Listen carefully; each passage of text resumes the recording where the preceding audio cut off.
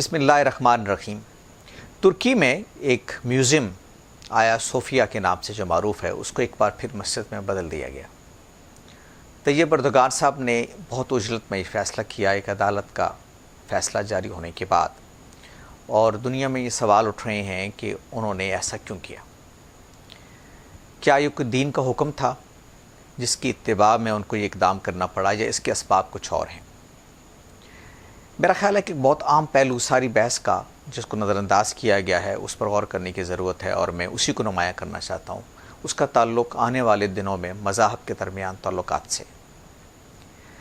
یہ تاریخ اس عمارت کی ہمارے سامنے ہے کہ یہ اصل میں بازنطینی حکمرانوں نے بطور چرچ کے اس کو قائم کیا، اور اس کے بعد مسلمان جب اس علاقے پر قابض ہوئے اور عثمانی حکمران محمد فاتح کے دور میں یہ شہر جو قسطنطنیہ کے نام سے معروف تھا اور اب استنبول کہلاتا ہے، مسلمانوں کے قبضے میں آیا، تو انہوں نے اس کلیسا کو ایک مسجد میں بدل دیا۔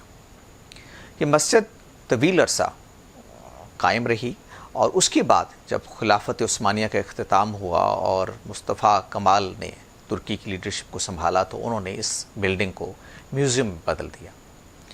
یہ کم و بیش 85 سال میوزیم رہی، اور پھر ایک عدالت نے، ترکی کی عدالت نے ایک فیصلہ سنایا، اور اس پہ عمل کرتے ہوئے طیب اردگان صاحب نے اس کو پھر سے مسجد میں بدل دیا۔ اس کی بظاہر کوئی ضرورت نہیں تھی، یہ کوئی دین کا حکم نہیں تھا، اس لیے کہ نہ تو یہ پہلے مسجد تھی بلکہ پہلے کلیسا تھا جس کو مسجد بنایا گیا تھا۔ اس لیے ہم یہ بھی نہیں کہہ سکتے تھے کہ چونکہ ابتداء میں یہ مسجد تھی لہٰذا اس کو دوبارہ سے مسجد بنانے کے لیے انہوں نے اقدام کیا۔ اس لیے اس کی کوئی دینی اہمیت یا دینی ویلیو اگر آپ کہیں تو وہ نہیں ہے بالکل۔ اس کے ساتھ یہ بات بھی عام ہے کہ اگر آپ اس عمارت کو دیکھیں تو اس کو بالکل ساتھ ایک اور بہت شاندار مسجد ہے جو قائم کی گئی، اور نیلی مسجد ہے، یہ بہت خوبصورت مسجد ہے، اس کا بہت لوگ ذکر کرتے ہیں، سیاح اس کو دیکھنے کے لیے آتے ہیں۔ تو اسی کے ساتھ ایک مسجد موجود ہے۔ سوال یہ ہے کہ ایک مسجد کے ہوتے ہوئے پھر اس بلڈنگ کو دوبارہ سے مسجد بنانے کی ضرورت کیوں محسوس ہوئی؟ تو میں جب غور کرتا ہوں سارے ڈیولپمنٹ پہ اور سارے معاملے پہ، تو مجھے یہ احساس ہوتا ہے کہ یہ 100% ایک سیاسی معاملہ ہے جس کا تعلق طیب اردگان صاحب کے مستقبل کے سیاسی عزائم کے ساتھ ہے۔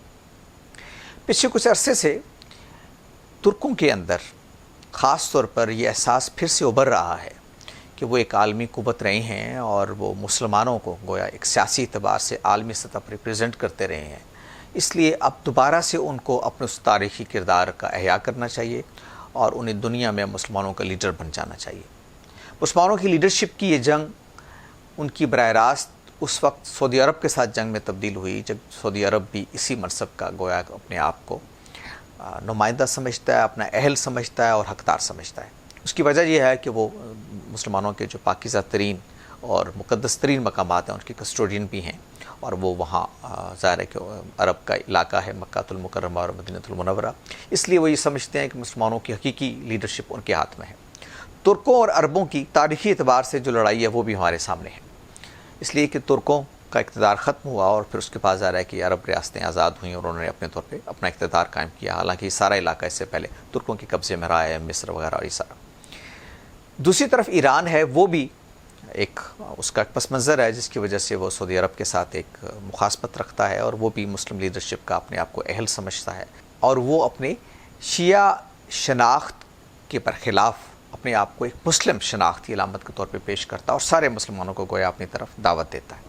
تو اب یوں سمجھیے کہ مسلمانوں کے درمیان مسلمانوں کی عالمی سطح پر سیاسی قیادت کے لیے 3 فریق سامنے آ گئے۔ ایران بھی ہے، سعودی عرب بھی ہے، اور اب اس کا نیا فریق جو ہے وہ ترکی ہے، طیب اردگان کی شکل میں۔ تو طیب اردگان صاحب نے یہ جو اقدام کیا، یہ اصل میں انہوں نے ایک سیاسی مقصد کے تحت کیا، اور مسلمانوں کو یہ باور کرانے کی کوشش کی کہ ان کا حقیقی نمائندہ اصل میں وہی ہے۔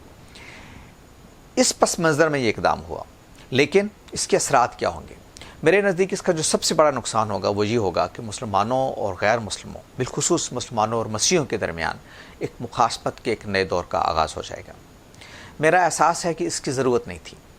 اس وقت دنیا جن حالات سے گزر رہی ہے، یہ بہت اہم بات ہے کہ اب مذاہب کے درمیان جنگ یا مذاہب کے درمیان مخاصمت کی کوئی تحریک کسی طریقے سے انسانیت کی فلاح میں نہیں ہے، نہ مسلمانوں کی فلاح میں ہے، نہ غیر مسلموں کی فلاح میں ہے۔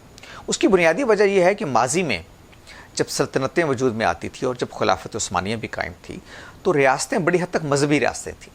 खिलाफत उस्मानिया भी रोमन अम्पायर बड़े अरसा तक रही, और वो ज़ाहिर है बज़ंतीनी हो या दूसरी रोमन अम्पायर हो, ये बुनियादी तौर पर मसीही रियासतें थीं। तो उस वक्त मज़हब की बुनियाद पर रियासतें कायम हो रही थीं और मज़हब गोया एक बड़ा इंपॉर्टेंट रोल अदा कर रहा था। यूरोप में भी हम देखते हैं कि चर्च का रोल पॉलिटिक्स में बड़ा इंपॉर्टेंट हो गया था, ये डिवीजन होने से पहले और इस सेकुलरिज्म के आने से पहले। तो आज के दौर में हम एक प्लूरलिस्टिक सोसाइटी में रहते हैं। दुनिया में हर मुल्क की जो बुनियादी शनाख्त है वो कौमी रियासत की शनाख्त है। कौमी रियासत की असास मज़हब नहीं होता। अब आप अमेरिका का शहरी कोई भी बन सकता है, वो मज़हब की बुनियाद पर नहीं बनेगा, बल्कि कुछ शरीयत की शराइत हैं जब वो पूरा कर देगा तो वो उसका शहरी बन जाएगा। यही बरतानिया का है, बाकी मामलों में है। तो दुनिया अब कसीरुल मदनियत प्लूरलिस्टिक सोसाइटी की तरफ बढ़ी है। अब मज़हब की बुनियाद पर ना तो रियासतें बन रही हैं, ना रियासतों को तकसीम किया जा सकता है, ना उनकी पहचान मज़हब हो सकता है।